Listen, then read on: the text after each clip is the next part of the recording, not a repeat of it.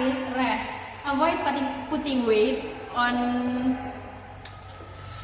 the injured ankle to prevent further strain and promote healing. Second is ice. Apply ice to the injured area for 15 until 20 minutes. Okay. And every 2 until 3 hours to reduce swelling and pain.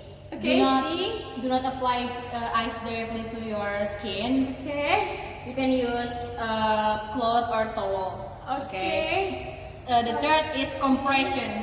Okay. The compression. Ow! Use the elastic bandage or compression wrap to help control swelling. Okay. Get Okay. it? Okay. Okay. Fourth is elevation. Like this. Like this.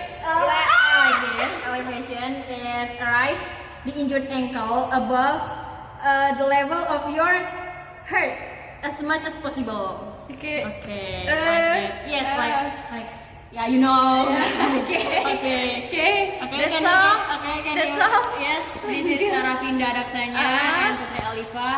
Bye. Bye bye.